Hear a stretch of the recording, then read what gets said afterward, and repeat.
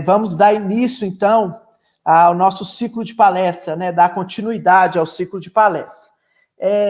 Eu gostaria de dar alguns recados. Primeiro, pessoal, pode ficar à vontade para fazer suas perguntas ao longo da palestra. Vocês podem mandar as perguntas no chat, né? E, ao final, o moderador vai passar aí essas perguntas para o professor, né?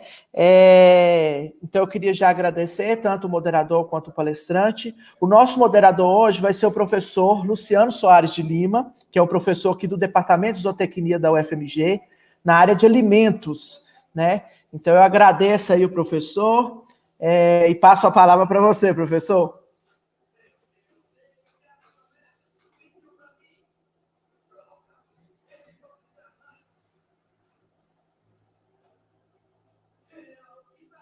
Seu microfone acho que está desligado, professor.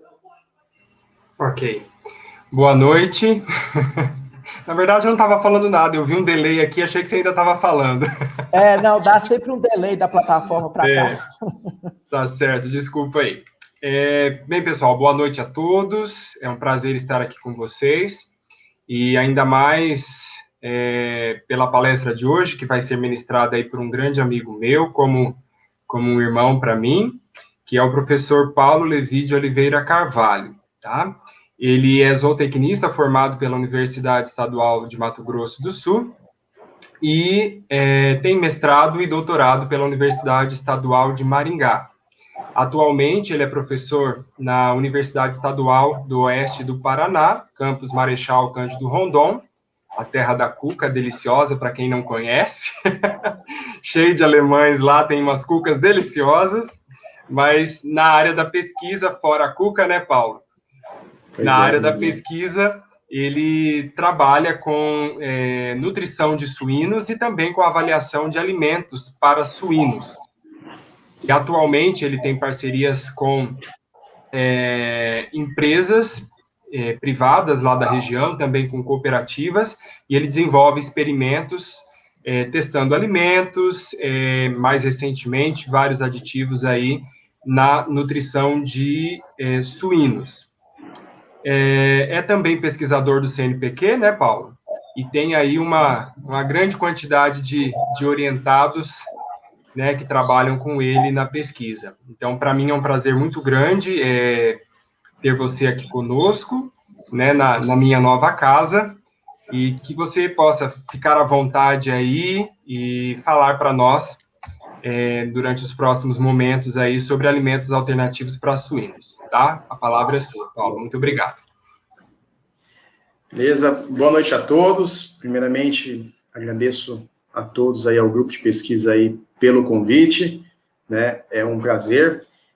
Da mesma forma, ao professor Luciano, né? Meu amigo aí de há muito tempo, né?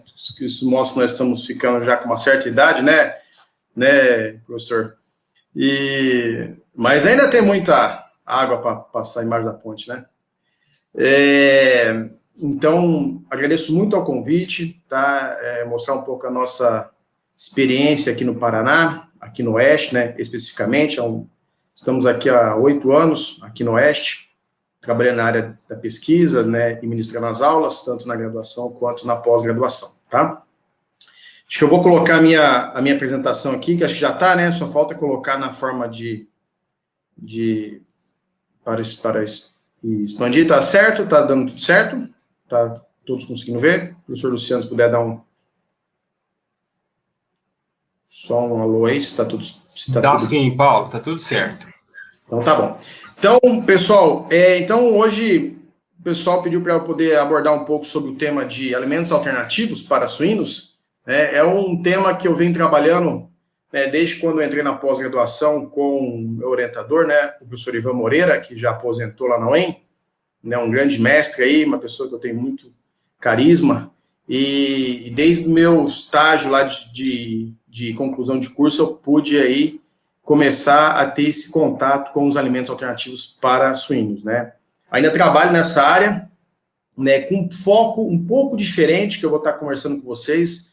A ideia hoje, devido a questões de publicação, né, a gente acaba trabalhando com esses alimentos só com outro intuito, tá? Eu vou estar abordando isso com vocês. Então, eu coloquei algumas informações aqui para vocês para entender o porquê dos alimentos alternativos eles são tão importantes na produção de suínos, tá?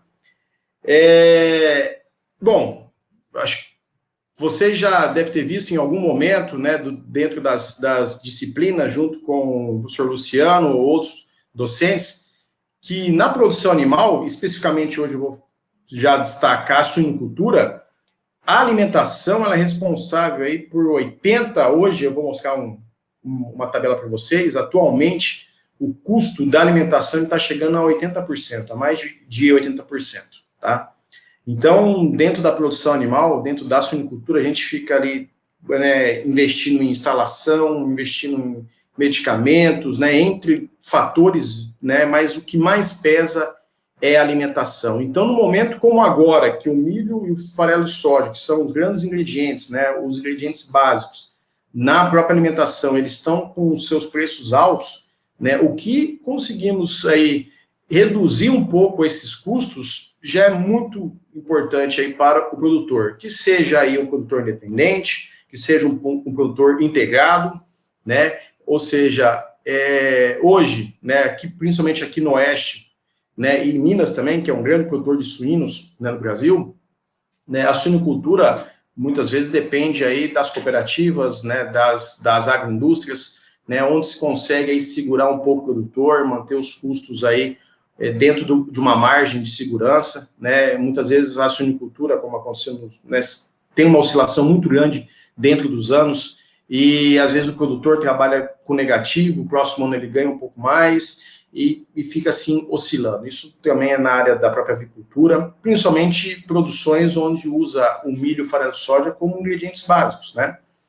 Então a dieta, ela acaba sendo economicamente e nutricionalmente correta, deve ser uma preocupação constante ao produtor, ou seja, formular uma dieta correta, balanceada, isso além de ser uma preocupação, né, que o produtor tem que ter, eu quero ter na minha produção uma alimentação balanceada. Entretanto, a gente sabe que os ingredientes básicos são milho e farelo de soja. Qualquer alteração no preço desses dois ingredientes pesa muito, né? Na suinocultura industrial, nós temos aí, eu coloquei essa tabela para vocês poderem ver que a gente tem diversas produções, né? Temos o produtor que ele é independente, né? Ciclo completo, por exemplo, o CC ali é ciclo completo, né? Aqui na nossa região temos alguns ciclos completos, só que são poucos, né? Hoje a gente tem muitos ciclos completos, grandes granjas, né? No Mato Grosso, por exemplo, né? Granjas com 10 mil matrizes, 15 mil matrizes, né? Que são empresas.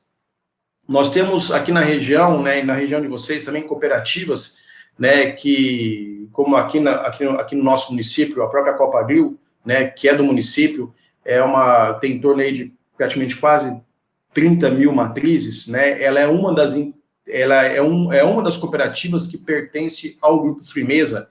Possivelmente o Grupo Frimeza vocês já viram no supermercado, né, produtos da Frimeza. Então, a Copagril, por exemplo, é uma das cooperativas que mais representam aí envio de suínos para o Grupo Frimeza, né, que a grande planta deles, né, eles têm uma planta de 7 mil animais, que é numa região aqui no Oeste também, que é Medianeira. Eles estão montando um outro frigorífico, né? Estão em fase de construção, um frigorífico que quer se tornar um dos maiores da América Latina, tá? Com um abate de 15 mil animais por dia. Tá? Atualmente, aqui na região fica a BRF, a Frimeza, abate aí de 6 mil a 7 mil animais por dia. Tá? Cada um que eu falo, né? Em Toledo, a BRF abate praticamente próximo disso. A Frimeza ali em Medianeira em torno de 6.900. Então, aqui na região, por dia, praticamente quase uns 18 mil animais, eles são abatidos por dia, tá? Então, nós temos vários tipos de produção. Claro que para uma cooperativa, para uma agroindústria, né, para uma grande granja, utilizar um alimento alternativo, ele precisa de alguns pontos, avaliar alguns pontos. Porque um alimento alternativo, para você poder substituir o milho ou o farelo de soja parcialmente, você tem que ter alguns pontos para ser avaliados. Disponibilidade, né? Não só uma parte do ano, porque você tem que mexer na formulação. Então, preço, tá? Uma constância no preço. Então, o alimento alternativo, ele tem que ser avaliado, né? Muitas vezes, para o produtor, eu sempre falo que o alimento alternativo, principalmente resíduos, coprodutos, né, eu vejo que ele tem um fator social muito importante, principalmente pensando no pequeno produtor, aquele produtor independente. Eu lembro que eu tive uma experiência que o professor Luciano sabe disso, que eu morei na Bahia, né, eu fui professor da Federal da Bahia, lá em Salvador, então eu tive uma oportunidade, né, de ter uma experiência um pouco lá com a suinocultura de lá. E aí a gente via as opções, né, a riqueza de resíduos, por exemplo, que eles tinham, né, e a importância que aqueles resíduos poderiam ter para os pequenos produtores do interior. Então, eu vejo dessa forma, sabe, que o alimento alternativo, dependendo se for resíduos, eles têm uma importância social muito grande, tá? Entretanto, tem outros alimentos alternativos que são muito próximos da sua composição química do milho ou do farelo de soja, que tem importância também para as grandes empresas. Possivelmente vocês, né, vão lembrar que há uns 3 anos atrás, por exemplo, teve uma crise aqui na região, principalmente, teve uma crise muito forte do milho. Né, faltou milho, eles tiveram que comprar muito milho da Argentina, Paraguai. E aí, eu lembro que as grandes indústrias daqui, né, a BRF, né, e outras empresas, utilizaram o trigo, né, e substituindo parcialmente o trigo dentro da formulação, ou seja, um alimento alternativo, né, de uma composição rica, né, até concorre com a própria alimentação humana, né, mas que naquele momento estava, muitas vezes, reduzindo o custo daquela empresa. Né? Então, o alimento alternativo é um alimento que foi utilizado, né, em um determinado momento, né, tentando reduzir custo, até porque o milho que às vezes estava chegando não era de boa qualidade, teve pessoal que teve um problema muito sério com milho de baixa qualidade, retorno de cio, aborto. Então, e essas grandes empresas começaram a, né, os próprios nutricionistas, achar opções de se tentar manipular isso, né, de tentar reduzir esses prejuízos. Então, cada sítio dentro, né, cada unidade produtora, eu tenho aqui a própria UPL, né, aqui na nossa região, por exemplo, eu vou falar especificamente do nosso município.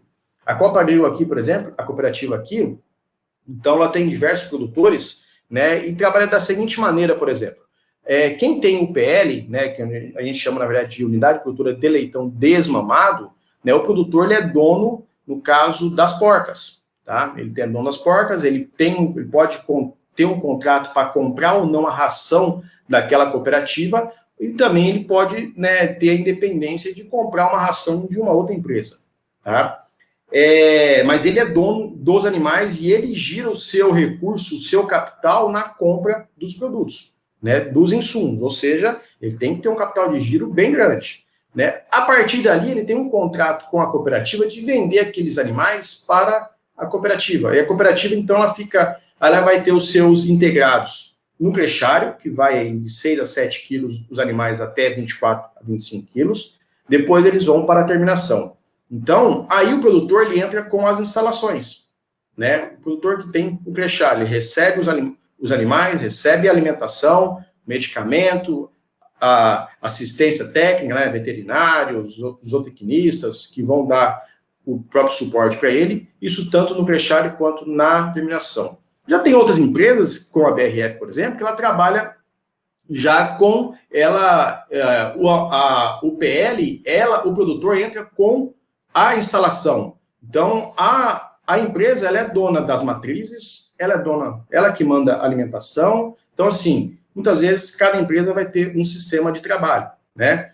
Isso muitas vezes evita que aquele produtor ele tenha que ter um capital de giro muito grande, né? No caso, o produtor lá da BRF, lá da BRF, ele não tem preocupação muitas vezes com a alteração de custos, né? Quem vai ter as matrizes, já quem é dono, quem está numa outra cooperativa já fica mais preocupado quando o milho está subindo demais, porque ele tem que ter o capital para poder comprar a alimentação das porcas, por exemplo. Né? Então, cada indústria, né, cada produtor, muitas vezes, se ele vai tornar-se integrado ou se ele vai ser independente, ele muda um pouco porque depende do seu capital de giro. Né? O produtor independente, ele ganha mais quando os preços eles estão bons, entretanto, quando os preços estão altos, ele também sente mais, né? Então, hoje, praticamente aqui na região oeste, pelas informações que eu tenho, produtores independentes estão cada vez diminuindo, né, mas em torno aí de 15 a 20%. Tá? O restante é tudo integrado, cooperado, tá? Então, os alimentos, né, com essa ampla variação de preços, né, de custos, do milho e do farelo de soja, por exemplo, que são os dois ingredientes básicos aí da alimentação de suínos, né, os alimentos alternativos entram como uma opção interessante, né? Claro, como eu falei, dependendo aí, né, do tipo de produção, né? Então, tudo vai ser avaliado aqui, o custo. Vocês imaginam, poxa, se 80% do custo de uma produção vem da alimentação, o que eu conseguir reduzir de 5%, 10%, torna-se interessante, né? Eu vou falar algumas opções para vocês aqui, né, que nas minhas experiências que eu tive, né, tanto na pós-graduação, como aqui também como professor, como, né, nas nossas conversas, eu vou dar algumas características que vocês, muitas vezes, no mercado vão estar avaliando dessa forma também, tá? Peguei esses dados aqui, vocês vão ver que são de julho de 2020. Eu atualizei eles hoje, no próximo slide, mas eu gostaria de vocês terem uma noção, os custos aqui, em questão de menos de um ano, né, a gente está no mês 5, ou seja, esse mês aqui foi do mês 7, né, de julho.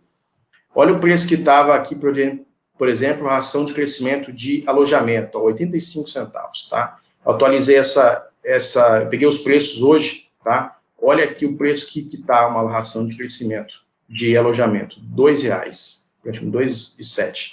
Os custos aumentaram, né? Aumentaram, na verdade, eles duplicaram, né? A ração pós-desmame, você pode ver, professor, mas não teve muita variação da ração pós-desmame. Porque a ração pós-desmame vai pouco milho, pouco farelo de soja. É uma ração que tem muitos produtos láticos, tá? Claro, aumentou, o preço aumentou. Entretanto, aumentou muito mais as rações que entram uma grande quantidade de milho e de farelo de soja. Vocês pegarem aqui uma ração de terminação, por exemplo, perdão, vou voltar aqui, ó, na ração de terminação aqui, ó, 80 centavos a 1,20 em julho do ano passado. Agora tá 2,20, 2,22, né? 2,30 a 2,22. Por que isso? Uma ração de terminação pode chegar a 80% de milho, 85% de milho. Né? Então, se o custo está elevadíssimo de milho, com certeza. Então, o produtor independente, em questão de menos de um ano, você imagina duplicar o custo dele de produção. Ele fica, né, na margem ali, já no vermelho.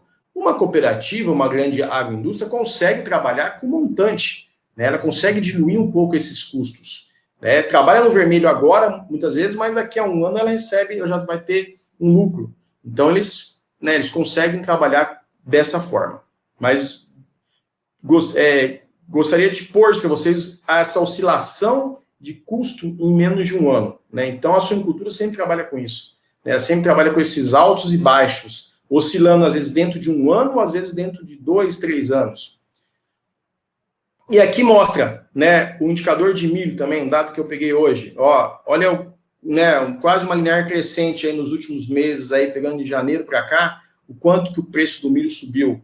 Né? Isso reflete naqueles custos que vocês acabaram de ver em relação às ações, né, nas diversas fases, principalmente a ação de crescimento e terminação, onde os animais comem mais. Né? Uma ração, o animal na fase de terminação pode comer de 2,8 a 3 quilos por dia.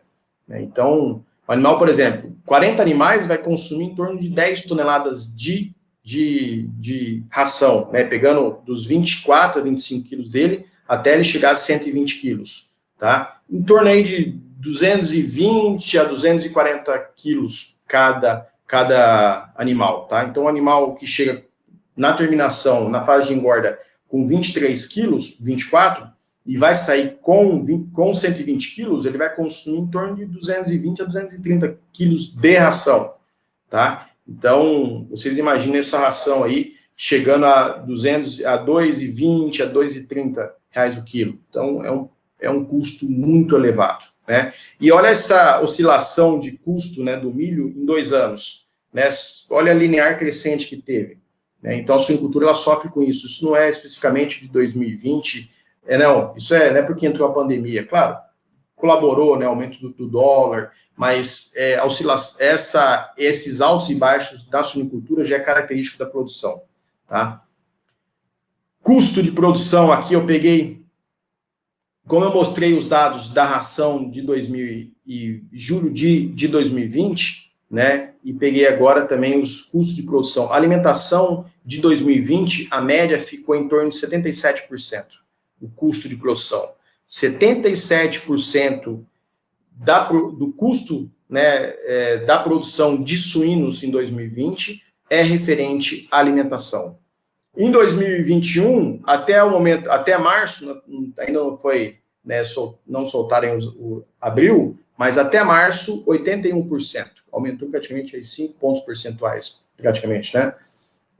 A linear crescente que teve ali de janeiro, né, do milho, né, o aumento significativo do custo do milho, isso reflete na produção. E a tendência aí não são boas, né? São cada vez estiagem, como está tendo aqui no sul. Então, tudo isso vai influenciar mais ainda nos custos de produção, tá? Não só da suinicultura, mas da própria avicultura, tá? Da mesma forma, aqui, né, mostrando uma tabela já da própria BCS, que colocam num livro deles, eles colocam, muitas vezes, em algumas situações, pode chegar a participação da alimentação 87%. Então, o que o gerente, o que o nutricionista conseguir de substituir o milho, o farelo e soja, já é um lucro excelente, é uma redução de custo enorme, né? Então, sabendo que mais de 80% hoje da produção do custo vem da alimentação, o que a gente conseguir reduzir, se aquele alimento ele vai entrar 5%, se vai entrar 10%, nossa, isso já dá uma diferença, né? Entretanto, tem que ver alguns pontos, né? Ele pode substituir financeiramente, mas e o desempenho? Ele vai alterar, né? Então, os alimentos alternativos, né? A gente sabe que no Brasil, principalmente um país tropical, temos aí inúmeras opções de subprodutos de agroindústrias, né? Diversos, né? Até um paraíso para se. Eu lembro quando eu estava na Bahia, eu vi tantos subprodutos de frutas, que, meu Deus do céu, era polpa de cacau, resíduo da polpa de cacau, tamarindo, mas era tanto, eu tinha trabalhado ali na UEM com maracujá, com canola, e lá na Bahia apareceu ali, primeiramente, mais de 10, 15 subprodutos, né? Lógico, não era uma região de alta produção de suínos, né? Mas tinha essas opções, né? Era um grande produtor de suíno lá do Nordeste, né? Então, na região ali próxima a Salvador, no caso, né, na região metropolitana, tinha grandes granjas, né? Claro, raio aí de 500 quilômetros, você encontrava até que granjas interessantes, né? Entretanto, não era como aqui, né? Então, eu via que aqueles subprodutos lá, eles tinham uma importância, como eu falei, muitas vezes para o produtor independente, para o pequeno produtor, ou até mesmo para o produtor que dependia aí para uma venda de um suíno caipira, né? Então, o subproduto lá tinha uma outra finalidade, como eu disse, uma finalidade mais social, tá? Do que, né, uma participação na suinicultura industrial. Então, essa variedade de subprodutos que a gente tem, né, no Brasil, ele vai depender, muitas vezes, a sua participação na produção de suínos, da alta disponibilidade, por exemplo, daquele subproduto ou do coproduto, tá? E do baixo custo, né? Não adianta eu ter um subproduto ou um coproduto de alta disponibilidade, né, se o custo dele não é bom. Eu vou dar um exemplo agora, né, daqui um pouquinho para vocês, né, de um subproduto que até final do ano estava alta disponibilidade, daqui a pouco aumentou o milho, ele já não está se tornando tão viável, né? Depois eu mostro aí, deixar um pouquinho de surpresa. Então, mostrando aqui, né, eu peguei a realidade nossa, né, um pouco aí, só vocês poderem ver o custo do milho da mesma forma, tá? A comparação no estado e nacionalmente, né, a média, então, 2021, uma crescente, né, uma linear crescente nesses custos, tá?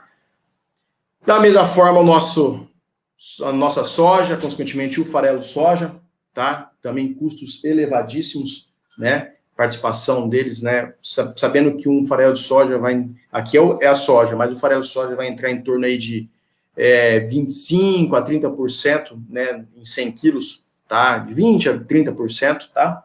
Então, varia um pouco, tá?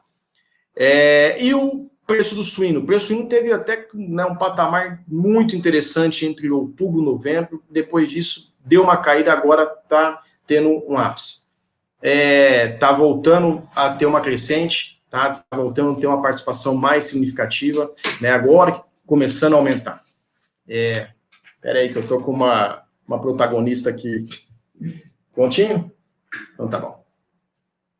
Então, agora começando a ficar entre 6, 7,99, né? Aqui no Paraná, 7,48, tá? Então, agora começando um pouco o suíno, né? O preço do suíno dá uma recuperada. Mas era normal chegar no final do ano, depois que passa Natal, ele cair, tá? Porque a demanda aumenta bastante no final do ano, o preço fica interessante. Depois de dezembro, janeiro, começa a cair. E agora é uma época que começa a dar uma subida novamente no preço do suíno, tá? Um outro ponto, né, que a gente conversa muito em relação, a gente fala muito sobre ração, né, é um ponto que tem que se tomar muito cuidado, principalmente quando você vai falar sobre alimento alternativo, é questão da alimentação, do manejo alimentar. Eu posso falar muito sobre nutrição, alimentos alternativos.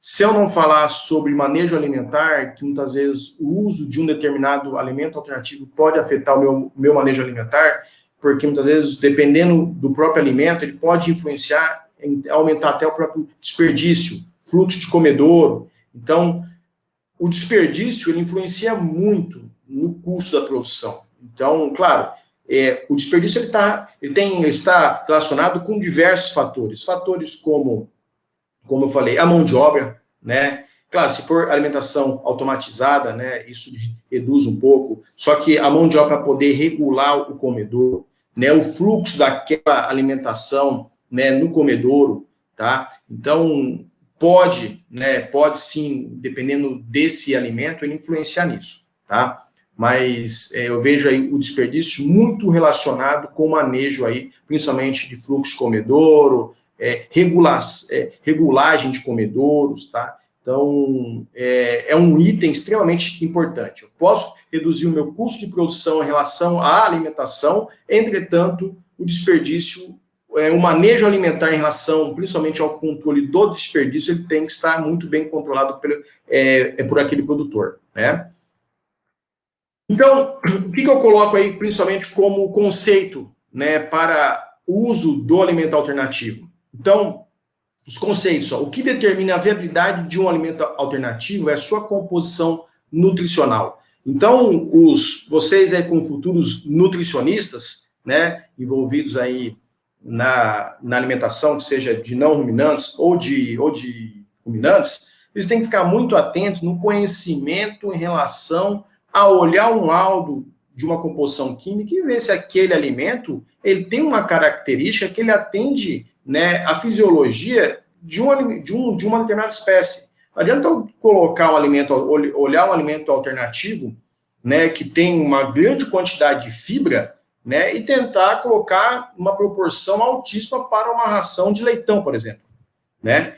Depois eu vou até falar um pouco sobre a questão da fibra, né, que antes falava muito em suinicultura. Quando se falava em suinicultura em fibra, o pessoal dava uns 3 mortais para trás, né? Hoje a gente já usa a fibra como também uma opção, né, para muitas vezes alteração de característica de carcaça, até com efeito prebiótico para leitão. Claro, não é qualquer fibra, é uma determinada fibra com uma característica, uma fibra dietética, né, observar a questão da quantidade de polissacarídeos não amiláceos, né, que pode ter efeito aí em relação à própria viscosidade, né, capacidade de retenção de água. Então, diversos fatores que a fibra em si pode afetar as características fisiológicas, né?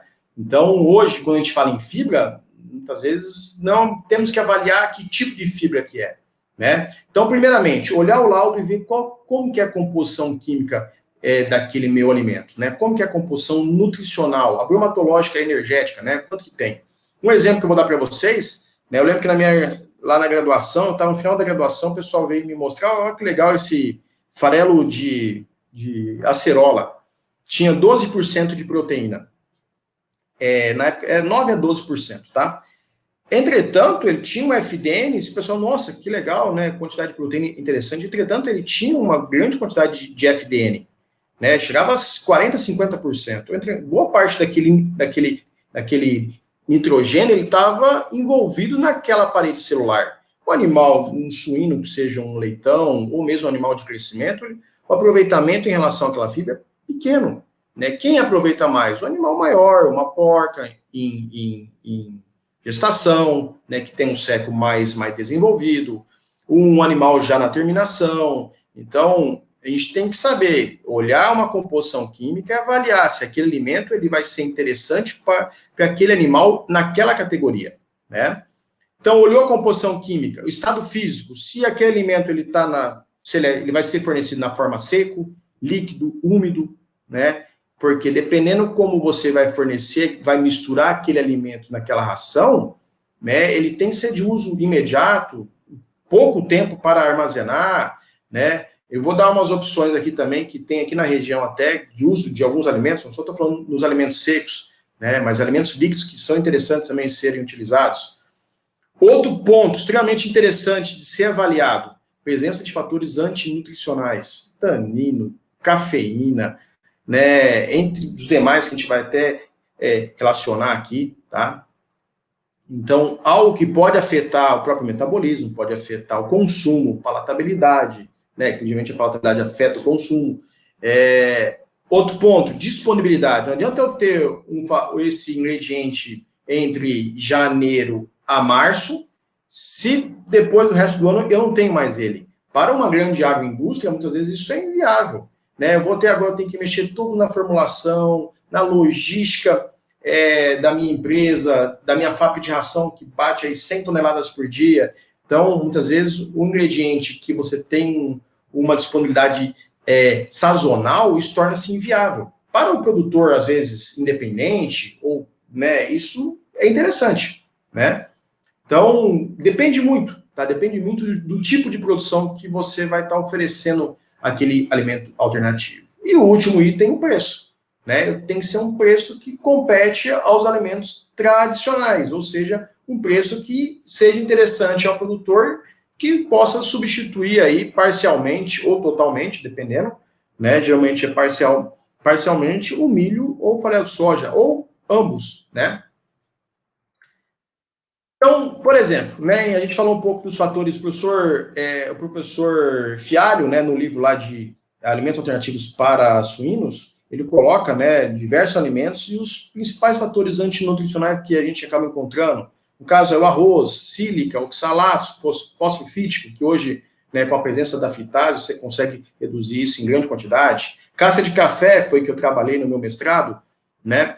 Taninos, tem sabor adstringente. O suíno tem uma palatabilidade muito, muito aguçada, né? Qualquer sabor amargo em alta proporção, ele reduz o consumo. Cafeína que altera o metabolismo, compostos polifenóis. Então, claro que não é porque o tanino está presente na casca de café que ele seja ruim. Ele causa um problema, redução da densidade proteica. Entretanto, já tem aditivos hoje que utilizam aí o tanino como modificador de microbiota intestinal, com outro intuito, um intuito aí de saúde intestinal. Tá? Até em bovinos eles trabalham já com isso também, né? Glicerina, por exemplo, foi que eu também trabalhei no meu doutorado. Né? Na época, grandes problemas aí com a grande quantidade de metanol, né, que podia causar aí também cegueira, lesões hepáticas, né, excesso de potássio e sódio. O sódio e o potássio, né, a gente consegue, dependendo, eu só tenho que saber o quanto que tem naquele elemento, né, aquele elemento alternativo. Sabendo o quanto que eu tenho, consequentemente eu consigo alterar na formulação, né, não posso passar em excesso. Excesso ainda, para suíno, ele ainda acaba sendo um pouco mais resistente, por exemplo, a cloreto de sódio. Entretanto, a ave já não. A aves é bem mais sensível em relação a isso. Depois também vou contar um pouco de experiência em relação a isso também, a esse ingrediente, tá? Mandioca, também que eu cheguei a ajudar alguns trabalhos lá na UEM, né? Tem a lina marina, né? Ácido cianídrico, né? Mas dependendo do próprio processamento, conseguimos reduzir esses fatores antinutricionais, né? Uma secagem, uma ensilagem, né? Então, são fatores aí que a gente consegue, de acordo com o processamento, reduzir a presença deles. Farelo de canola, da mesma forma também, presença de tanino, né?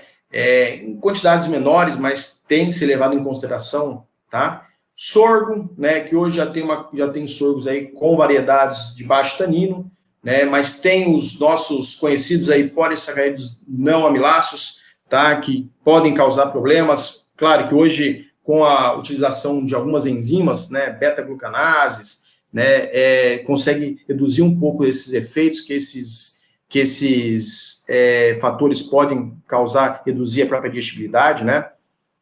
E a soja, né, que em grão, né, que também tem fatores antitripsínicos, fator hemaglutinina, né, saponinas, tá? Então, a gente trabalhou com algumas, até processamento da soja, do grão de soja, junto com mandioca, fazendo ensilagem, conseguimos reduzir o processo lá de ensilagem, reduzir drasticamente, né, reduziu significativamente esses fatores antinutricionais, tá? Tanto da soja quanto da própria mandioca, tá? Então, temos diversos alimentos alternativos, alimentos que podem entrar em grandes proporções, entretanto, o conhecimento sobre os possíveis fatores antinutricionais presentes e o que você pode fazer para tentar reduzi-lo é interessante, tá? É interessante ter esse conhecimento. O professor Fialho coloca no livro dele, né, duas classificações em relação a esses fatores antinutricionais, né? Os que reduzem a digestibilidade, né, e utilização metabólica das proteínas, no caso, inibidores de enzimas digestivas, lectinas, saponinas, compostos fenólicos, e os que reduzem a solubilidade e interferem na utilização de minerais, como ácido fítico, ácido oxálico, glicosinolatos, gocipol, no caso do próprio algodão, tá? Então, eles fazem duas categorias para a pessoa até poder, aí, muitas vezes, classificar se aquele alimento ele tem, né, que tipo de fator antinutricional que ele tem e o que ele pode fazer. Posso usar uma enzima? Posso processar de forma diferente? Desidratar aquele alimento, né? Então, trabalhar com uma enzima, né? O que se pode fazer? Passar por um processamento, né? Uma pelletização, uma certa extrusão, como nós fizemos com a própria canola. Então, de acordo com o tipo daquele fator antinutricional, podemos trabalhar muitas vezes com processamentos ou com formas diferentes para tentar reduzi-los, tá?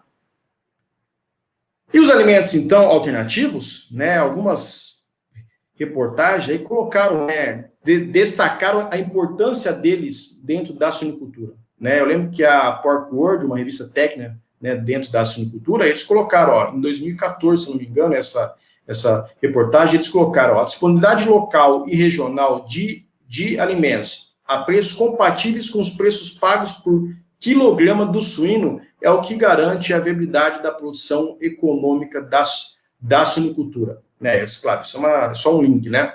Depois eles completaram o pensamento, mas esse cálculo em relação a quanto se tem desse alimento, tanto local, regional, né? E o quanto que ele vai interferir no quilo, né, do preço pago em quilograma no quilo daquele suíno, é o que muitas vezes torna-se a suinicultura, né, viável, tá? Então, a presença desses alimentos alternativos são extremamente interessantes, né? Claro, avaliando eles, o uso deles regionalmente, tá? Então, quais os fatores, quais as dificuldades do uso desses alimentos alternativos? Só para destacar um certo resumo. Composição nutricional, né, o conhecimento, né, se é um alimento energético, se é um alimento proteico, né, ou energético proteico, né, quais os fatores antinutricionais presentes naquele alimento, tá? Se há necessidade de fazer um uso de algum aditivo, né, ou você adicionar um outro ingrediente, um aditivo, uma enzima, por exemplo, tá? Se ele causa alguma dificuldade de uso na própria fábrica de ração, né, tipo de moagem, granometria, tá? Lembra que a caixa de café a gente podia moer a 2,5 e a 4. A 4%, a digestibilidade ficou melhor do que a 2,5. Então, isso interfere na própria fábrica lá de ração, né? Eles vão ter em grande quantidade, vai ser, né? Que forma que eles podem homogeneizar a ração, tá? E a disponibilidade, né?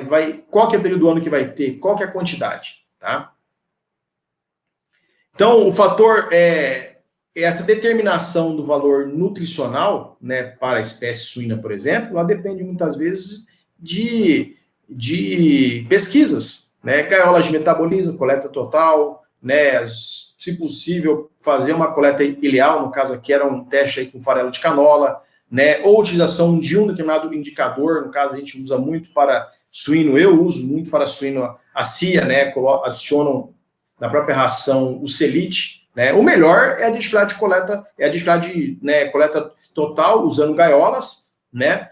Entretanto, no campo, a gente pode mensurar, tentar estimar a digestibilidade utilizando um determinado indicador, no caso, a CIA, né? Eu adiciono na ração o selite, que é uma fonte de CIA, tá? Depois, né, uso ele como indicador para calcular o fator de indigestibilidade, tá? Isso eu faço muito aqui nos nossos galpões. Faço tanto uso desses indicadores, como também a coleta total, tá? Geralmente, quando eu vou trabalhar com algum alimento alternativo, primeiro a gente faz coleta total, e aí a gente calcula isso, né? Calcula o seu valor nutricional para os animais de crescimento, os animais da fase inicial, no caso leitão, e também de crescimento e terminação, tá? Então, só para resumir, então, fatores que podem influenciar nos alimentos alternativos, né? Um ponto importante, preço de matérias-primas, né? Daquele alimento, a disponibilidade daquela matéria-prima, tá? O preço do suíno também tem que ser levado muito em consideração, porque de acordo com a quantidade presente daquele ingrediente, né? E o cálculo feito pelo ganho em quilo, né? Em quilograma de preço de suíno, né? Em ganho de suíno, né? Isso é o que muitas vezes torna-se viável a utilização daquele alimento, tá? E o uso, né, dos alimentos alternativos, isso aqui é numa granja aqui na região, tá, que usa alimentação líquida. Vocês possivelmente já ouviram algumas reportagens sobre o uso da alimentação líquida para suínos.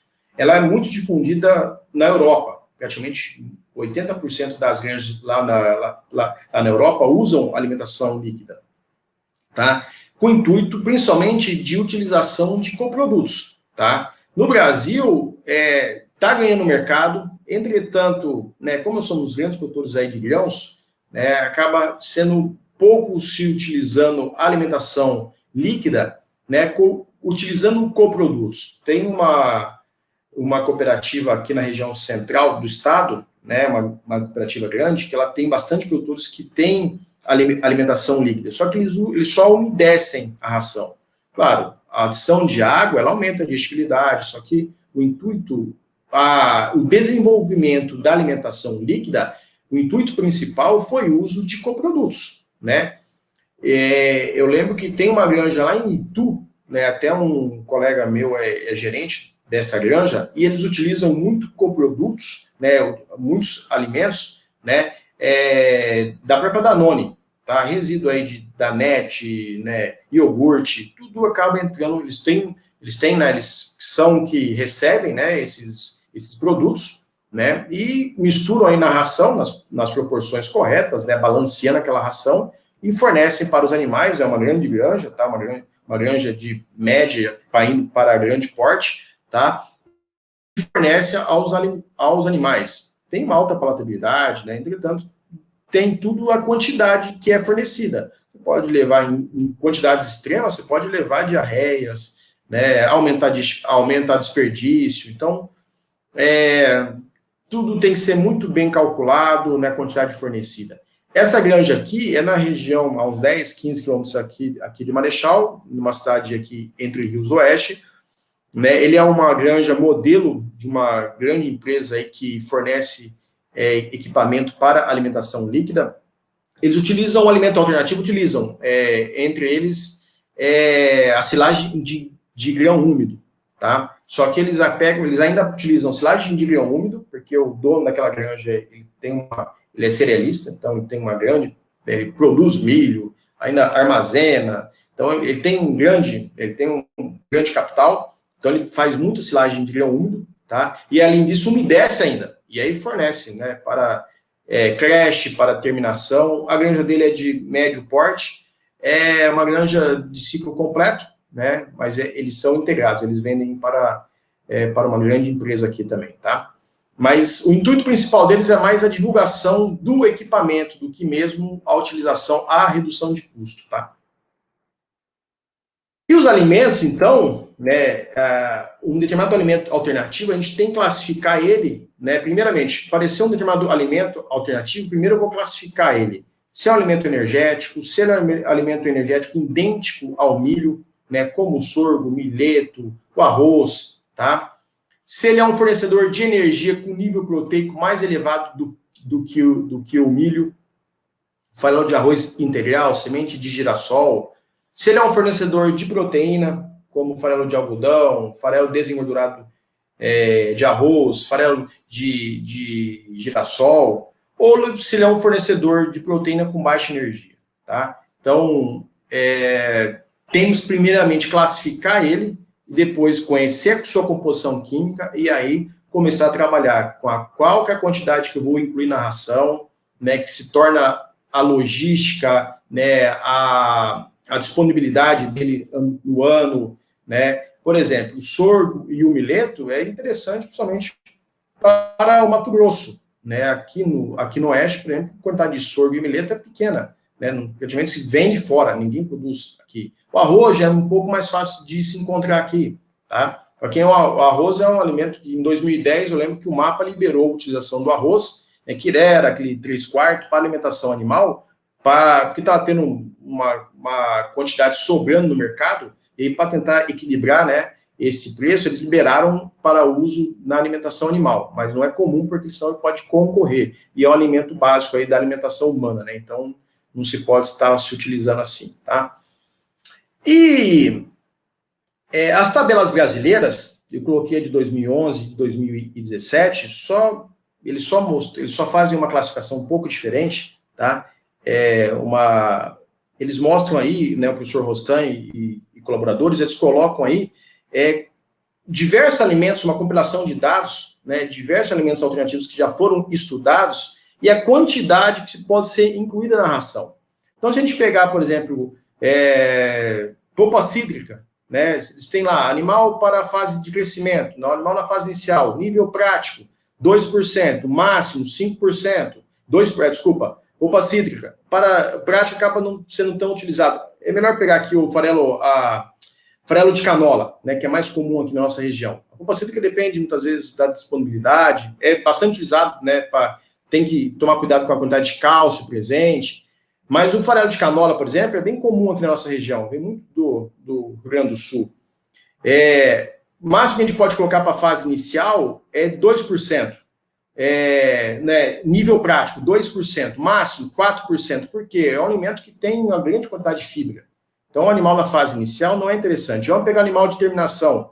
Você já pode colocar o farelo de canola em 15% máximo, em 10%. Né, o animal já maior, já tem um trato gástrico mais desenvolvido, consegue aproveitar melhor a fibra. Já uma porca em gestação, nível, né, máximo que você pode trabalhar com farelo de canola, 20% e prático 10%. Claro, isso depende muito, claro, é um animal que aproveita, precisa até de ter nível de fibra, né? Hoje, a ração de animais de gestação, a gente utiliza farelo de trigo, né, como principal fonte de fibra. Então, é um animal que tem que ter uma quantidade de fibra, até por questões de controle de consumo de ração. Entretanto, tem que tomar um certo cuidado. Ele é um alimento que tem um fator antinutricional, ele tem tanino. Então, é um alimento que eles podem substituir parcialmente, né, lá na ração. A inclusão dele aí no máximo na gestação não pode chegar a máximo de 20%. Já na lactação, por a demanda daquele animal lá na lactação, consome aí 7 quilos por dia, ele tem uma demanda que ele tem que produzir leite. Então, um alimento que, apesar do número de fibra, né, você pode trabalhar com uma enzima, tudo, mas você não pode substituir, né, incluir em grande quantidade. Porque é um animal que ele precisa aí produzir praticamente 7 a 12 litros de leite por dia, né, tem demanda necessita de uma demanda energética altíssima. Então, essas substituições, elas têm que ser controladas, elas têm que ser muito bem avaliadas, tá? Para não reduzir aí os índices, né? Principalmente índices zootécnicos, né? No caso aí de uma porca em lactação. Da mesma forma, os trabalhos do professor Rostanho, na última edição, 2017, ele já coloca o suíno ali, o farelo sorgo, alimento, né, peguei o sorgo e o mileto, que são alimentos muito próximos do milho. Né, a energia metabolizável fornecida aí pelo próprio mileto é um pouco menor do milho, né, mas fornece aí em torno aí de 3.046 quilocal, né, um alimento extremamente interessante. Tem uma quantidade de fibra um pouquinho maior do que o milho, né, tem uma carapaça, ele tem uma película, né, no grãozinho deles, né, que reduz um pouco a digestibilidade, mas é um alimento extremamente interessante, né, dependendo da região, como eu falei, no Mato Grosso, é produzido em grande quantidade, para a produção de lá pode ser interessante o uso, né, quando o milho estiver caro, tá? Da mesma forma, o sorgo, baixo tanino, ao nível de energia metabolizável, 3.358, né, extremamente interessante o uso deles, né, tem que ter disponibilidade naquela região, né. Então, as tabelas brasileiras colocam muito bem isso, ó, quanto pode fornecer, ó, o sorgo, pode se fornecer na fase inicial, nível prático, 30%, nível máximo, 60% de inclusão na ração, então depende bastante, tá. Aí, pessoal, eu falo bastante, né, eu já estou com 48 minutos falando aqui, o professor Luciano falou que eu posso falar no máximo 1 hora, então eu vou passar alguns alimentos que eu trabalhei, né, e vou falar um pouco mais rápido, mas com o intuito aí de expor para vocês algumas experiências, tá? Então, os alimentos alternativos, a glicerina foi uma que em 2008 para 2010 a gente começou a trabalhar bastante com ela. Hoje, praticamente não é viável, tá? Porque a China começou a comprar muita glicerina, porque ela tem muitos usos, né, na indústria, em diversas indústrias. Mas em 2010 ela foi um ingrediente extremamente promissor para a suinicultura, tá? Então, alimento, você podia colocar aí praticamente quase 20% na ração, tá? Depois, as pesquisas mostraram aí que a glicerina bruta de 10% até 10% de inclusão, né, na ração era um nível extremamente interessante, tá? O MAPA, em 2010, soltou algumas recomendações, como em 2008 começou a utilização, né, a pesquisar, em 2010 o MAPA, ele padronizou.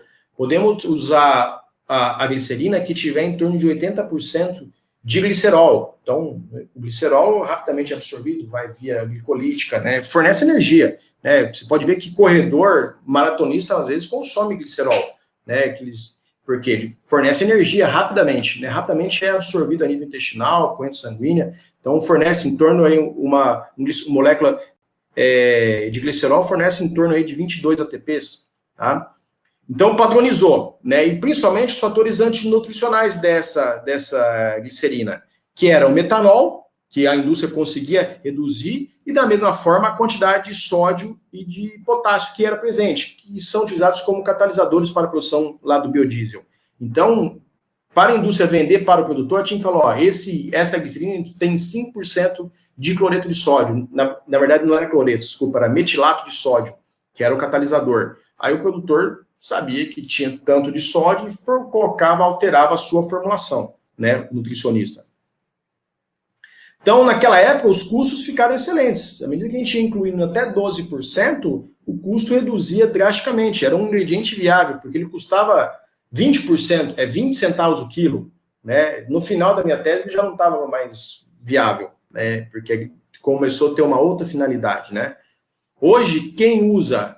hoje, muitas vezes, plantas, né, de grandes granjas no Mato Grosso, que eu sei, tem produção de biodiesel, sobe a glicerina, eles colocam na alimentação animal. Não só de suínos, mas de outras espécies também, tá?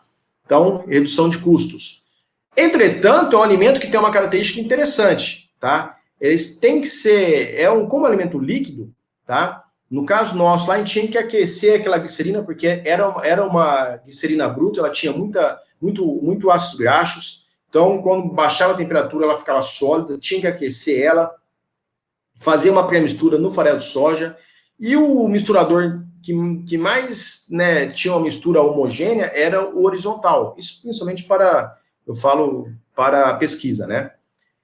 Então, tinha que tomar um certo cuidado, porque em níveis muito altos de inclusão, acima de 12%, em algumas rações ela endurecia. Ela virava uma pedra, só que uma pedra que facilmente desintegrava. Se apertava, ela se fazia. Só que pensando nesse endurecimento, você pensar em fluxo de comedouro, isso pode prejudicar, né? Então, pensando a nível industrial, isso aqui que nós fizemos foi a nível experimental. Pensando a nível industrial, tinha que tomar um certo cuidado, né? E aí a gente podia ver nas diversas fases, né? Isso aqui é uma ração de leitão. Você pode ver que, principalmente quando tinha ração que tinha soro de leite, ela fazia pelotas. Isso prejudicava a homogeneidade daquela ração, né? Então era um fator que limitava um pouco o uso dela, tá? Uma ração peletizada acabava você reduzindo mais isso, mas uma ração farelada você acabava tendo prejuízo, tá? E daí a gente viu, ó, que a glicerina, como ela tinha praticamente, né, uma glicerina neutralizada, uma glicerina já padrão, né, ela tinha um valor energético bem semelhante ao do milho, tá? O valor, a energia metabolizável dela era bem próxima da do milho, não era igual, né? O milho tinha uma energia metabolizável alta. Claro, dependia muito do tipo de glicerina. Tinha glicerinas que tinham em torno aí de 3.400 kcal de energia metabolizável, só que o escatetério dela era maior. Era uma glicerina bruta, que tinha, às vezes, 5, 6%, ela tinha lá 5.600 kcal de energia bruta, tá? À medida que ela foi sendo padronizada, ela foi reduzindo, o pessoal conseguia retirar aquela gordura daquela glicerina, transformar em biodiesel, então ela acabou sendo padronizada.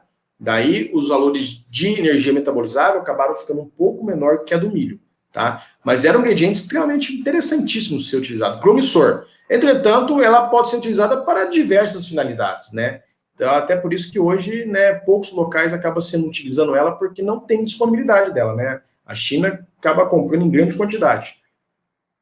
Então, a viabilidade econômica, né, da glicerina bruta, no caso, nossa lá, ela dependia muito da relação com o custo, né? À medida que ela foi aumentando o custo dela, né, ela perdeu-se a finalidade de uso. Enquanto ela estava com preços com níveis baixos, com quilo baixo, né, o custo, tornava-se viável, né, colocar, só que, claro, né, colocava em torno de 10 a 15% de uma ração. Acima disso, acabava tendo aqueles prejuízos aí, como eu mostrei, homogeneização da ração, logística, fluxo de comedouro. A gente viu que até 12% tornava-se viável, tá? E o professor Rostan colocou na tabela dele, né, a compilação de dados de diversas pesquisas. Olha, ele mostra lá, para suínos, por exemplo, energia metabolizável 4.556. Isso é de uma glicerina bruta, tá? Uma glicerina que tem em torno de 6% de escatetério. Uma glicerina já neutralizada, uma glicerina mais padrão, de acordo com o mapa, ele vai dar em torno de 3.400, 3.300 kcal de energia metabolizável. Bem semelhante ao do milho. Tá? Ou seja, ele fornece, você pode praticamente, como ele só tem energia, praticamente você coloca a glicerina, seja 5 a 10% e tira milho, porque, claro, você vai ter que complementar o farelo de soja, ele vai aumentar os aminoácidos sintéticos. Com o preço que está o milho hoje, é extremamente interessante, se o valor da glicerina fosse baixo, né?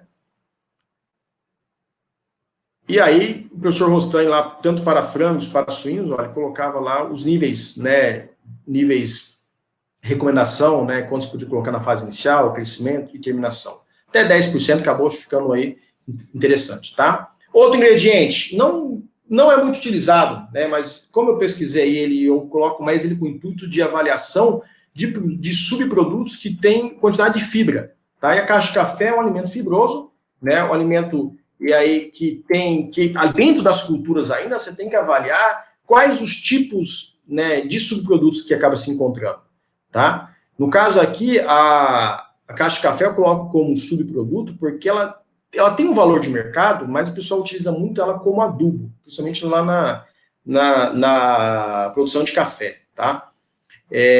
Então, ela não chega a ser um coproduto como a própria glicerina, tá?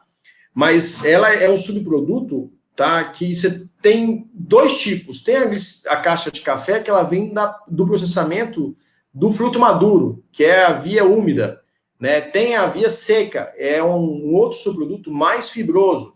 Então, de acordo com o processamento do café, você pode ter um subproduto mais fibroso e um menos fibroso, tá? Eu trabalhei com a caixa de café melosa, que é uma caixa de café menos fibrosa, que tem mais mucilagem, tem menos pergaminho, tá? tá? E produz um pouco mais, fornece um pouco mais de energia para os animais, tá?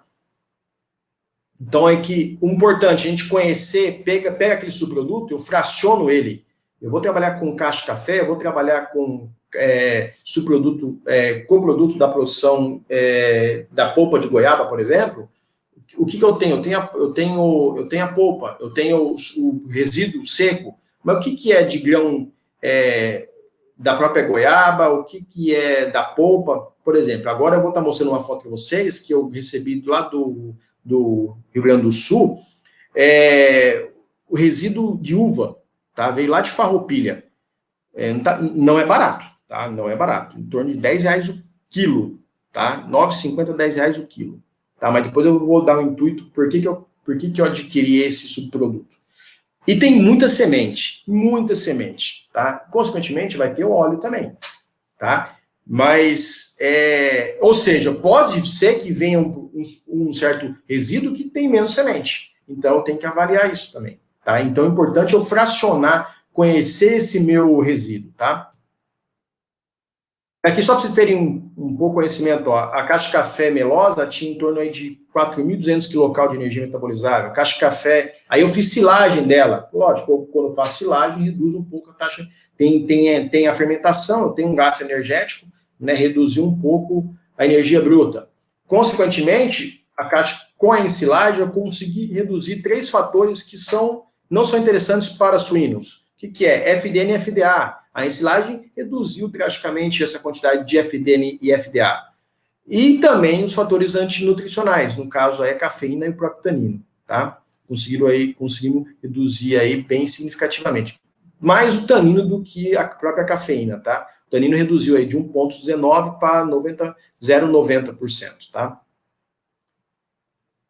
Então, no caso da caixa de café, alguns fatores que influenciam, tá? Polifenóis, taninos, cafeína, né, que podem interferir na aceitação, absorção de nutrientes, e principalmente o fator adstringente da caixa de café. Quando a gente colocou a inclusão de 16% na ração, o sabor amargo, o animal reduzia o consumo. Apesar de eu ter que colocar óleo, né, mesmo assim, o sabor adstringente, o animal reduzia bastante o consumo, tá? Resíduos de frutas, né? Que esse é o meu xodó de se trabalhar, tá? Nós trabalhamos bastante fizemos acho que foi 2 dissertações, ou uma tese, uma dissertação lá na UEM, com maracujá, semente de maracujá, tá? Esse maracujá, essa semente de maracujá, ela era proveniente da polpa. Então, tinha uma empresa lá chamada Frutesa, lá no oeste de São Paulo. Infelizmente, essa fábrica fechou, né, essa fábrica de processamento de frutas fechou, né, o dono acabou falecendo, ficou doente, falecendo, e daí a família acabou não dando continuidade, mas eles forneciam, né, eles tinham uma grande produção lá, e um colega meu, zootecnista também, achou um nicho de mercado, construiu um secador, uma fábrica de ração, e começou a secar os subprodutos deles, tá, aqueles resíduos deles, tá? Isso para alimentação não só, ele fornecia mais para alimentação de bovinocultura de leite e de ovinos, tá? Mas nós pegamos para fazer teste para suínos, né? Então, primeiro nós começamos com o maracujá, tá? Eles tinham semente, o resíduo de maracujá tem praticamente 26% de semente, tá? Então, eles tinham uma produção de 1.340 toneladas desse resíduo lá, tá? Nessa fábrica, na Frutesa, né? Infelizmente, ela não existe mais. E no total de resíduos daquela fábrica, eles tinham um problema com 1.630 toneladas de resíduos desidratados. Desde manga, acerola, goiaba, maracujá. Era muito resíduo que eles acabavam enterrando, fazendo compostagem. Era problema sério ambiental para eles. E meu colega achou um nicho de mercado e começou a secar aquilo, né? E daí fazer ração, tentar reduzir custo, tá? A gente pegou no caso aqui, vocês peço desculpas, tá? Porque o que está lá na recepção não é maracujá, aquilo é acerola, tá? Eu acabei errando a foto ali. Porque, na verdade, eu não tinha nenhuma foto que tinha maracujá, tá? Aquilo é acerola. Só que vocês podem ver que depois o processamento mostrou aqui o resíduo de maracujá, tá? Isso aqui é semente de maracujá, tá? Aqui a gente pegou a acerola lá também, tá? Fizemos trabalhos aqui com o resíduo lá de acerola, tá? Então, nós pegamos, do total da fruta, sobrava em torno de 20% a 30% desse resíduo, tá? Esse resíduo vinha com praticamente 70% de água. A gente pegou 3 toneladas de resíduo úmido e secamos aí, 3 toneladas me resultou em torno de 900, 950 quilos desse resíduo, tá? Secamos aí no terreno mesmo, né? Na verdade, no terreno não. Peguei um silo trincheira, né, lá no concreto e foi mexendo durante 4 dias, graças a Deus não choveu, e conseguimos secar, tá? Esse aqui depois nós moemos. O interessante é que a gente pensou em moer eles, tá? E ele falou, e quando a gente moía, subia o cheirinho de maracujá. Eu falei, nossa, esse cheiro, será que vai ficar na ração? Será que o animal vai aumentar o consumo? Infelizmente, o resíduo, né? A essência do maracujá, ele evapora rapidamente e ele tem alta energia, né? Praticamente, se eu não me engano, dá em torno esse resíduo queimando numa bomba calorimétrica, dá em torno de 6.500 kcal de energia bruta, tá? Só que alimento fibroso, né? Ele resultava de energia metabolizável para suíno, se não me engano, deu 3.800 kcal, tá? Então a gente fez trabalhos com o animal na fase de creche e na fase de terminação. Tem fibra, porque ele tem semente, muita semente, tá? Aqui, ó, aqui a matéria, ó, um trabalho feito, você pode ver que aqui a digestibilidade, ó, como ele tem muita fibra, a fibra, o detergente neutro, o coeficiente de digestibilidade da fibra ficou em 25%, tá? A energia metabolizável, deixa eu ver aqui, que sobrou aqui, ó, coeficiente, aí fizemos lá carboidratos não fibrosos, a energia metabolizável ficou aqui, né? No caso aqui, como a gente publicou, né, ficou em 16,6 megajoules, né, por quilo, tá? Mas ficou interessante, sabe? A gente conseguiu colocar até 16% lá na ração, tanto na fase de creche, na fase inicial, animal com 14 a 25 quilos, depois de crescimento e terminação, tá? O professor Paulo Pós depois fez um trabalho só utilizando aí para leitõezinhos, mas com outro intuito daí. Energia metabolizável, 3.223 kcal de energia metabolizável. Megacal, no caso aqui ficou quilocal, né, que já foi transformado. Quilocal de energia metabolizável, tá? 3.223 quilocal. Próximo do milho, claro que não posso colocar ele em grande quantidade, porque ele tem energia, mas ele tem fibra, né, ele tem tanino, né, ele tem alguns fatores que não posso substituir em grande quantidade. Até 16% ele substituiu bem, tá? A acerola também, como eu falei, tem entre 9% a 10% de proteína. Você pode ver que isso aqui são a semente lá de acerola saindo, ela seca e depois ela moída. Pode ver que tem bastante semente dela, tá? É um alimento que tem em torno de 40% a 45% de FDN. Então, para o animal na fase de crescimento e terminação, né, pode ser interessante, tá? Aqui foi um trabalho que nós fizemos aqui também, tá? Até nós publicamos esse trabalho com o animal na fase inicial, tá?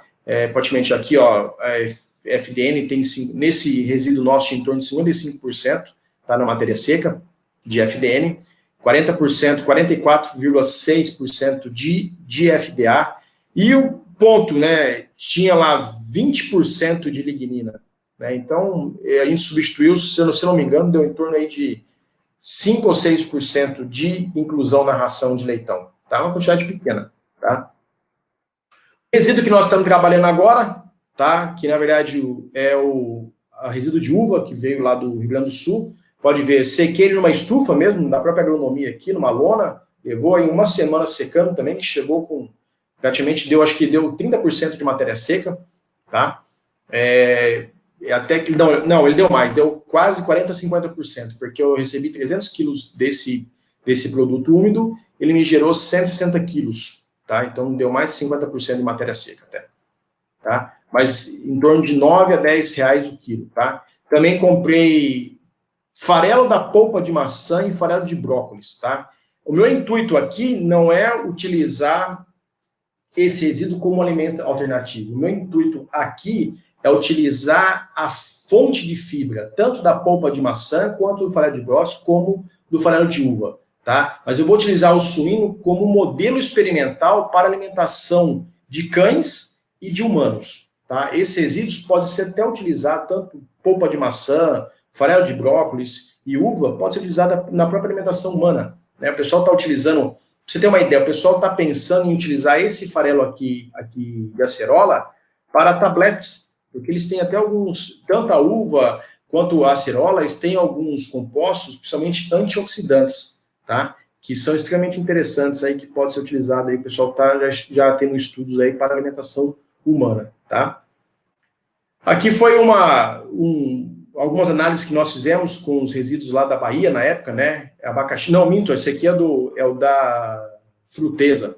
Eu tenho uma outra tabela dessa que foi com cacau, com tamarindo. Esse aqui foi com resíduo lá da Fruteza, porque eles tinham uma casca de abacaxi, aí tinha abacaxi, resíduo do abacaxi centrifugado. Então, de acordo com o processamento, eu tinha resíduos diferentes também. E, consequentemente, eu tinha que estudá-los de forma diferente. Olhar a composição química, né? Alguns tinham mais casca, outros tinham menos casca, um tinha mais semente, outro menos semente. Então, isso é importante também ter esses conhecimentos sobre o tipo de processamento. Tá? Para finalizar, os últimos slides aí, tá? Esse é um trabalho que nós estamos, é um alimento alternativo, mais com o intuito de aditivo, tá? A algas marinhas calcárias, tá? Acaba sendo um aditivo, né? Um alimento, na verdade, é um resíduo retirado lá nesse caso aqui, dessa empresa, ele vem lá do Maranhão, tá? De 50 quilômetros lá do litoral, eles pegam as algas marinhas que morrem, que são depositadas no fundo do oceano, né? Extraem elas, moem, e a alga marinha acaba sendo muito utilizado na adubação, na parte agronômica, tá? Na alimentação animal, a parcela menor que está sendo utilizada, mas estudos com suínos estão sendo extremamente interessantes, principalmente para leitão, tá? A Cargill utiliza eles, tá? Aí com alguns intuitos aí principalmente de aditivo, modulador de pH, tá? E a gente fez alguns trabalhos. Nós fizemos um trabalho aqui que foi publicado nessa revista esse ano, foi um dos primeiros trabalhos que nós fizemos em 2016, mas a gente acabou substituindo essas algas marinhas em substituição ao calcário, tá? E por ser uma fonte orgânica, né? Mas ele é muito mais caro, tá? Na época aí estava saindo 1,50 o quilo, tá? Dessa alga marinha. Hoje a gente já utiliza ela como a gente adiciona na ração, tá? Nós fizemos em 2019 para 2020 um trabalho com porcas em gestação e lactação. Até minha orientada defendeu ontem a qualificação dela. Tivemos resultados interessantes, mas a gente não substituiu, a gente adicionou, tá? As algas marinhas. E estamos vendo aí benefícios extremamente interessantes, tá? Vimos principalmente em resistência óssea do leitão, que era proveniente da fêmea que comeu as algas marinhas calcíticas, tá? Então, aqui mostra a digestibilidade, tá? Que nós fizemos para leitão, isso aqui é leitão na fase de creche, tá? Que a gente fez substituição, fizemos uma digestibilidade, os valores não foram significativamente mais altos do que o calcário, entretanto, numericamente teve valores um pouco maiores, tá? Cálcio também, aqui é de resistência, isso aqui é o mesmo trabalho feito com leitão, mas a gente observou aí, que a gente enviou já para uma revista, que teve valores, quando a gente colocou 30% das algas marinhas, né, em substituição ao calcário, aqui o tratamento B aqui é com calcário mais algas marinhas, os animais apresentaram um pouco mais, né, teve numericamente, praticamente ficou bem próximo aí do calcário, uma resistência óssea. Então, aqui o índice aqui de CIDOR, né, mostra a resistência. Então, animais suínos que comeram ração na fase de creche com farinha de algas tiveram numericamente valores um pouco mais altos nesse estudo. No estudo que nós fizemos com porcas, os valores ficaram bem melhores, sabe? Aqui nesse trabalho, infelizmente, nós acabamos errando em tentar substituir o calcário, e a ideia não é essa. Hoje a gente já utiliza ele não com substituição ao calcário, e sim com adição na ração, né? Com uso de aditivo mesmo, não com substituição do próprio calcário. E um dos produtos passei um pouquinho aí do meu tempo aí, professor Luciano, mas prometo que estou finalizando. Hoje, tá, um dos produtos mais promissores como alimento alternativo é o produto de destilaria da produção do etanol, que é o DDGS. Tem o DDG, tem vários coprodutos aí que são provenientes da produção do próprio etanol, tá? Esse eu não fiz nenhum trabalho ainda, estamos para começar agora em junho um trabalho com porcas, tá? Atualmente, está bem difícil de comprar esse produto. Esse produto foi muito estudado no Brasil. Tem alguns pesquisadores que são, na suinicultura, são os que mais entendem sobre DDGS, que é o professor Anderson Coraza, lá da UFMT, e o Maicon, lá, ambos professores lá da UFMT, né, um local de grande produção, né, da produção do próprio etanol, né, que vem do milho, né, da fermentação do milho, e produz grande quantidade lá desse coproduto, tá? Então, eles são pessoas que dão palestra no Brasil inteiro falando sobre esse coproduto, tá? Eles já fizeram alguns trabalhos, até publicaram, e a gente vai começar com parceria com uma grande empresa, né, uma pesquisa junto com o professor Thiago Pasquete, lá da UEM, a gente vai fazer aqui numa granja, aqui na região de Marechal, com porcas em lactação. Vamos adicionar esse coproduto em torno de 30%, adicionar uma determinada enzima, tá, dessa empresa, e ver os índices técnicos, produção de leite, tá?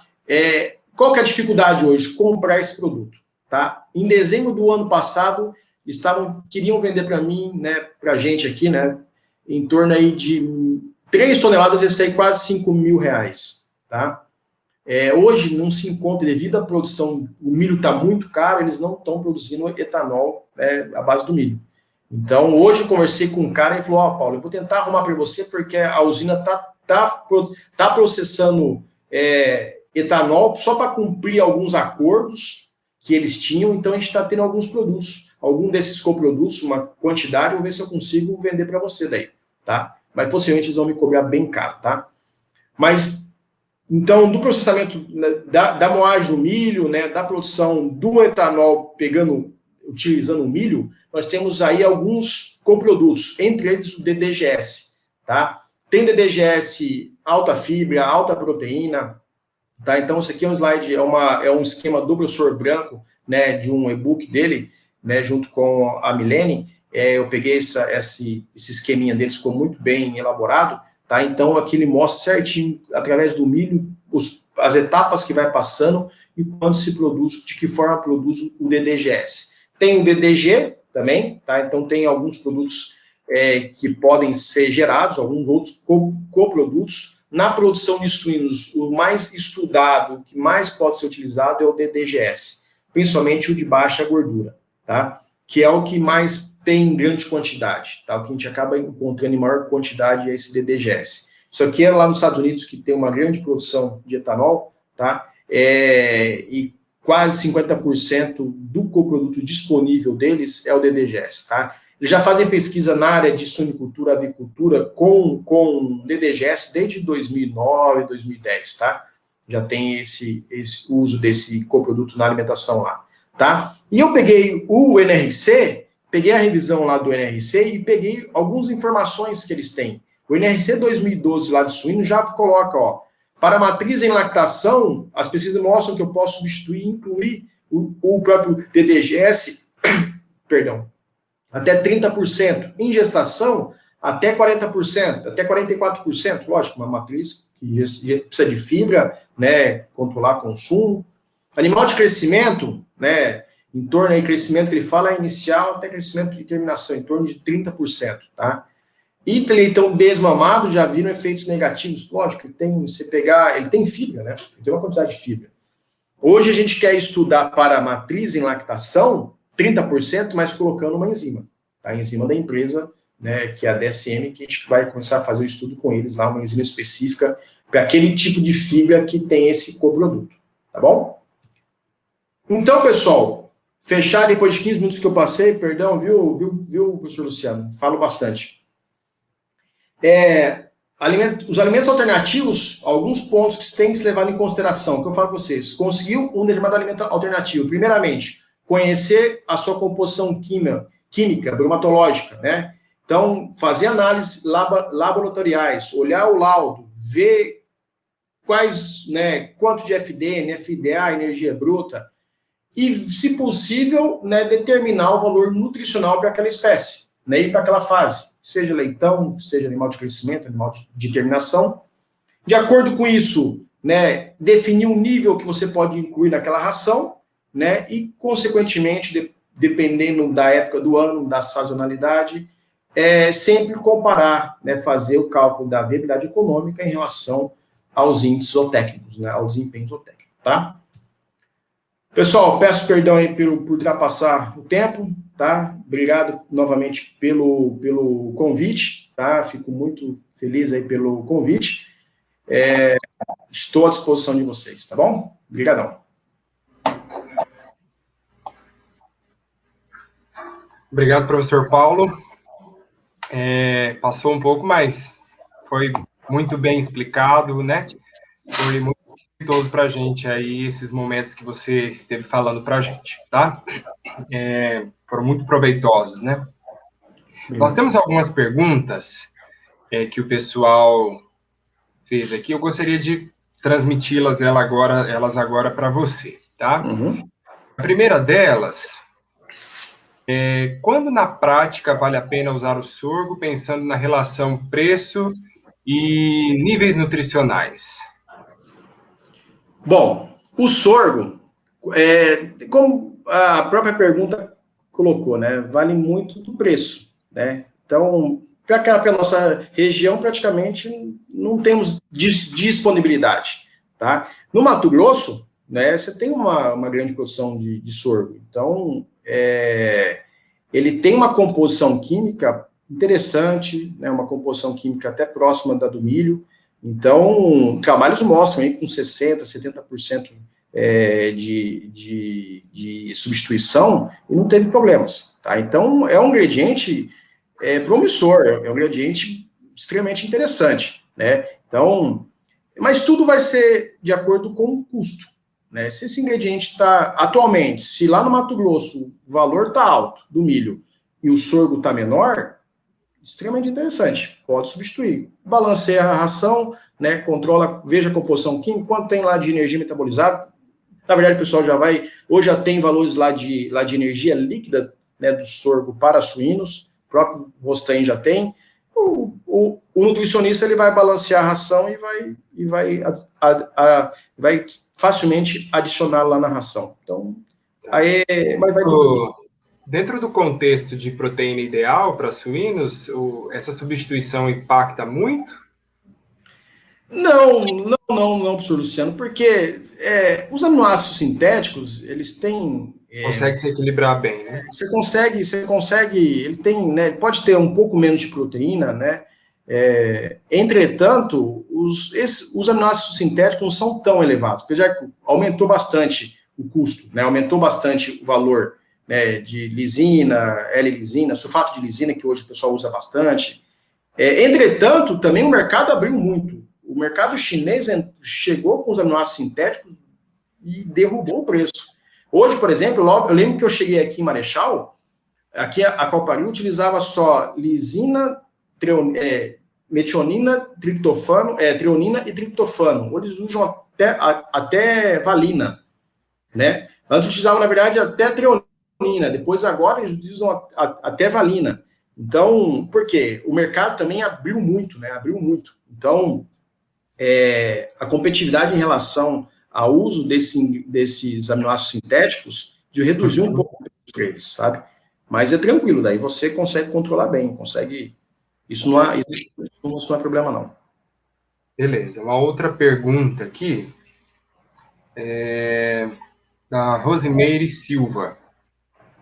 Foi feita a análise econômica da utilização do resíduo do maracujá? É viável economicamente? Quanto à mão de obra utilizada no preparo da utilização desses resíduos, é necessário realizar algum tipo de treinamento? Do seu ponto de vista, esses resíduos são bem aceitos pelos produtores? São várias perguntas aí. Sim. Relacionadas. Não, são perguntas... E tinha uma outra junto também já, do maracujá, mas eu creio que é basicamente o que está sendo perguntado aí, tá? Tá. Rosimeire, né? Rosimeire, a sua pergunta, ela é muito válida, porque o pessoal sempre perguntava, Paulo, mas isso daí vale a pena? Eu sempre falo que, como eu falei durante a palestra, esses ingredientes alternativos, às vezes, para a produção industrial, ele não tem impacto, sabe? Se eu for pensar em utilizar resíduo de maracujá aqui para uma cooperativa, isso não vai. Mas o impacto social para o pequeno produtor, muitas vezes lá na Bahia, que tem produção de maracujá, isso vale muito. Tá? Eu lembro, vou te contar uma história que eu presenciei, lembro que eu estava lá na UFBA, chegou um produtor lá e falou que ele tinha 10 pés de jaca na chácara dele. E falou, eu tenho 10 pés de jaca lá, e eu estou secando isso aí, eu estou fornecendo para as vacas de leite, mas eu queria fornecer para os meus suínos lá também. Ele tinha porco, né? Ele não tinha suíno, ele tinha porco. Né? Isso, você imagina o quanto ele reduziria de custo disso. Né? Se ele pudesse, ele secou, moeu de forma bem grosseira. Eu fiz análise para ele, né? Tinha uma quantidade de fígado, só que energia, né? A gente sabe que quando a gente come jaca, né? Quanto que, né? Fica.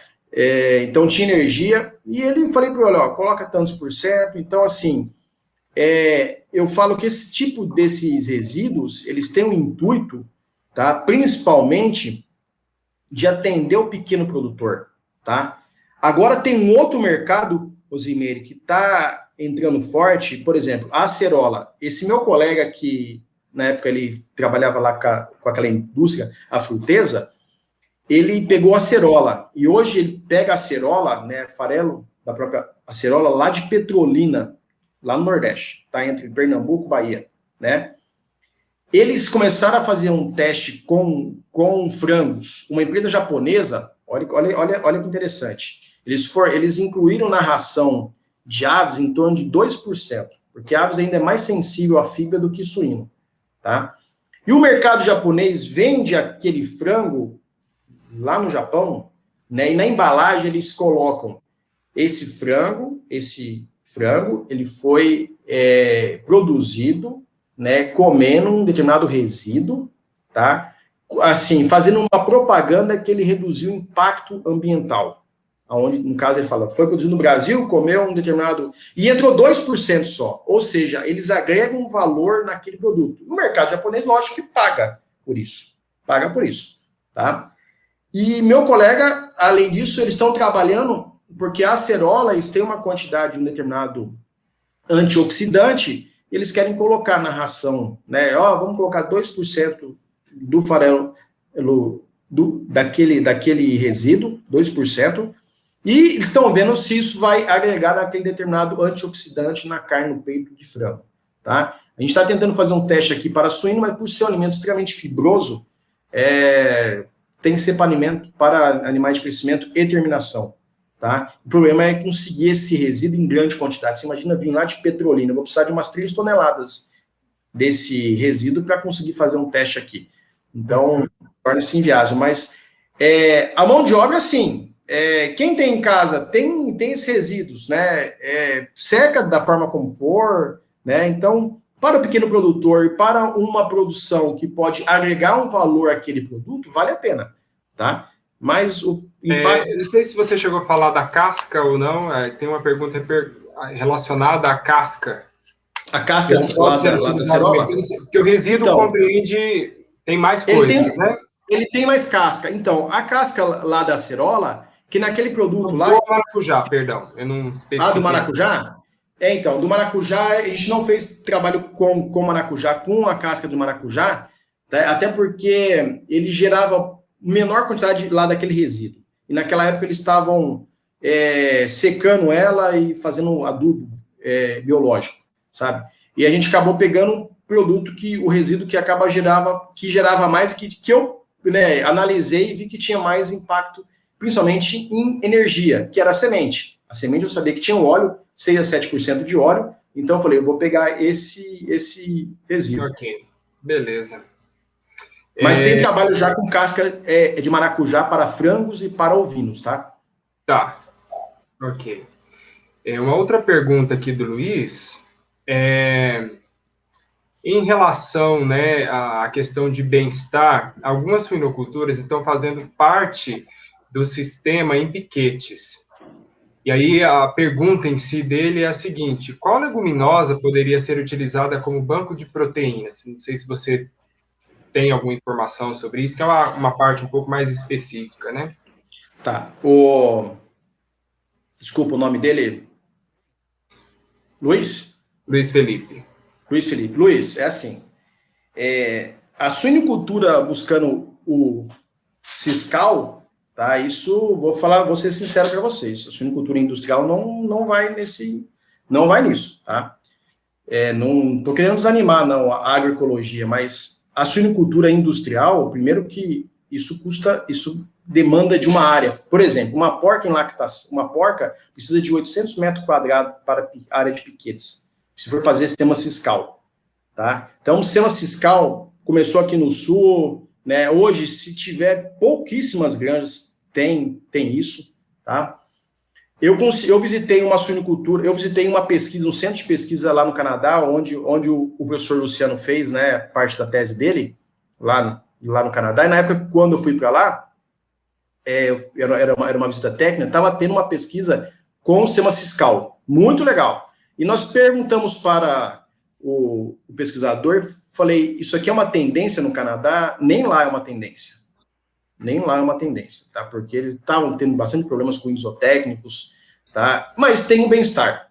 Entretanto, a suinicultura está tendenciando, tá, a alterar manejo de bem-estar, por exemplo, na gestação, com alimentação automatizada, né? As porcas ficam soltas dentro do galpão, eles têm a máquina que elas entram com chip, tem outros sistemas que elas não vão ficar mais naquelas celas individuais, elas